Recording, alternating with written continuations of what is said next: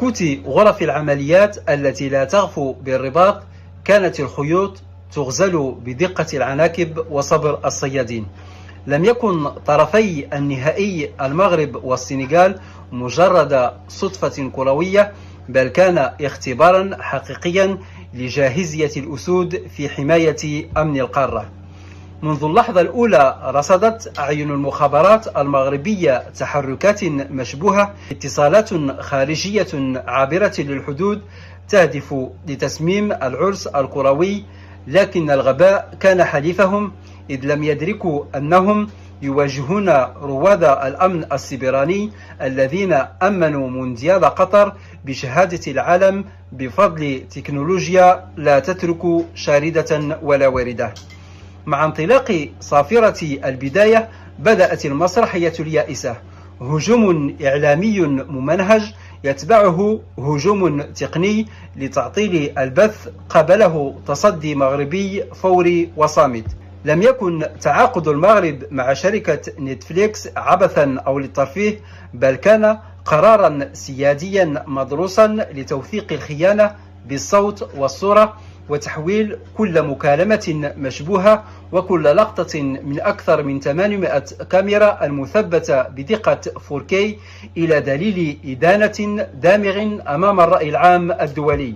بلغت ذروة الغباء حين رصدت الأجهزة تعليمات مباشرة من جهات خارجية لبعض المندسين وسط الجماهير السنغالية باقتحام الملعب فور إعلان ضربة الجزاء المشروعة، وتوجيهات أخرى لدكة الاحتياط بالانسحاب الجماعي لكسر هيبة التنظيم. كانت أعين المملكة تقرأ رسائلهم وتسمع نداءاتهم عبر شبكاتنا المحلية، فكانت عناصر الأمن بالزي المدني تقتنص رؤوس الفتنة واحدا تلو الآخر في صمت، بينما استمرت المباراة حفاظا على صورة الوطن. لم تقف الملحمة عند حدود الصافرة، بل انتقلت من عشب الملعب إلى دهاليز القانون الصارم، حيث تساءل العالم في ذهول كيف منح المغرب اللقب في سابقة تاريخية لم تعهدها القارة السمراء. الجواب لم يكن خلف الأبواب المغلقة، بل كان مودعا في خواديم الاستخبارات المغربية التي قدمت ملفا قانونيا لا يقبل الجدل. لقد أدرك مسؤول الكاف أنهم يواجهون مقصلة الحقيقة، فالعقد الموقع مع نتفليكس لم يكن مجرد وثائقي للفرجة، بل كان دليل إدانة دولي يتضمن تسجيلات حية لمكالماتهم وتوثيقا لتحركاتهم المشبوهة التي رصدت بدقة متناهية. اليوم يقف الاتحاد الإفريقي تحت رحمة المقصلة المغربية، فإما الرضوخ لسيادة القانون والاعتراف بالاعتداء الذي تعرض له المنظم، أو مواجهة فضيحة كونية تهز عرش كرة القدم العالمية عند عرض الوثائقي الذي سيعري الوجوه القبيحة. لقد نجح المغرب في نقل المعركة من الشغب السطحي إلى العمق الاستراتيجي، مستندا إلى خبرته التي جعلته حارس أمن مونديال قطر بامتياز. لقد حاول المغرب بمدنيته وبنيته التحتية التي تخنق الحاقدين أن ينتشل القارة من براثين الفوضى ويخرج الضفدع من مستنقع التخلف، لكن الضفدع الذي أعمى الغل بصيرته أبى إلا أن يظل وفيا لسراديب تصريف المياه الحارة. وبينما يغرقون في مياههم الآسنة، يواصل المغرب تحليقه في سماء العظمة، تاركا للعالم أن يشهد كيف تدار الأوطان بذكاء الأسود لا بضجيج الجلدان في المصيدة. لأن نتوما تابعين راك عارف عطاكم واحد الحوايج مره يخرجوهم لكم باش تاتاكيو المغرب، سيتو ما عندكمش شي حاجه اخرى، شي واقع اخر ما تسعواش. هاك الصحافي الزاوج اللي وريته لكم ديال قناه الشروق، نهار المغرب قال لهم ما عندكمش ملعب، ذاك على نهار داروا الملعب قال لكم ملعب مهدمين، نهار كملوا الملعب يخرج لك مشاكره ويخرجوا لك كلشي، يقول لك لا الملاعب هذو غادي يتهدموا، اتونسيون الجمهور يمشي يتفرج، الملاعب هذو راهم غير بلاستيك، ابري مورها نهار شافوا زيدان يتفرج، يعني كلشي هذاك الشيء اللي انتهى بغاو يكملوا المهمه ديالهم، لان المهمه ديالهم ما كملتش، فشلت. شكون اللي فشلها؟ فشلوها رجال خفاء، شنو رجال الخفاء ديال الدوله المغربيه؟ تكون تعرفوا رجال الخفاء. المنتخب المغربي النهارده فاجئنا كلنا ومتعنا بصراحة. وتشوف المنتخب المغربي تحت 17 عام يعمل مباراة استثنائية النهاردة ويفوز على منتخب تونس في طبعا بطولة شمال أفريقيا المؤهلة لبطولة أفريقيا، والأجواء الجميلة والحاجات اللي احنا كلنا منتظرينها. والمنتخب المغربي وأداء المنتخب المغربي، شفنا النهاردة المنتخب المغربي كسب منتخب تونس بسهولة جدا جدا جدا. يعني عايز اقول لك ان المنتخب المغربي تحس ان هو كان بيلعب لوحده. طبعا مع وجود المنتخب التونسي كان بيلعب دفاعيا فقط لا غير. وحارس المرمى منتخب تونس اللي بصراحة تصدى لكرات كتير جدا جدا جدا للمنتخب المغربي.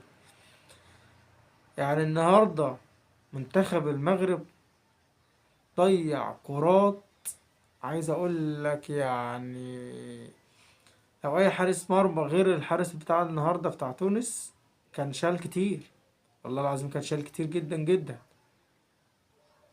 لكن اللي لفت نظر النهاردة بقى ميسي المغرب. ايه يا جماعة ده؟ ما شاء الله، يعني ما شاء الله. ايه نجم ابن النجم المغربي ده اللي الصحف المغربية كانت بتتحدث عنه، اللي الصحف الجزائرية الإعلام الجزائري كان بيتحدث عنه، الإعلام التونسي كان بيتحدث عنه. ميسي المغرب لاعب أقل من 17 عام، الرباج أو حاجة زي كده. اللاعب ده ملقب بميسي المغرب، شبه ميسي، بيلعب بطريقة ميسي، بيلعب بمهارة ميسي. عمل النهاردة مباراة كبيرة جدا، كان هيسجل أكتر من هدفين 3. جات له كرة في الآخر كده خدها على صدره وقام شايطها في قلب جم، لكن حارس المرمى تصدى لها. بس كرة جميلة جدا جدا. وغيره كتير جدا من الكرات أو المهارات اللي هو عملها. يعني عايز أقول لك اللاعب ده كان كفيل إن هو يرقص الفرقة كلها حرفيا. فما شاء الله عليه، ما شاء الله عليه، تفوق وأبدع.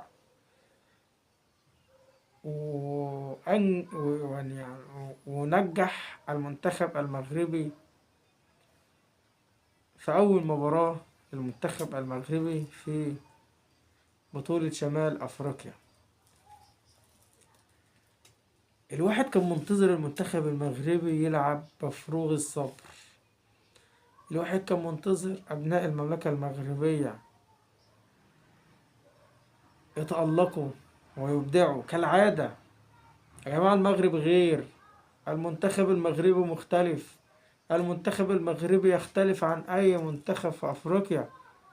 منتخب المغرب لما بتلعب بتحس إن الدنيا مختلفة، تحس إن أيوه هو ده المنتخب اللي يستحق اللي أنت تتابعه، يستحق اللي أنت تشوفه.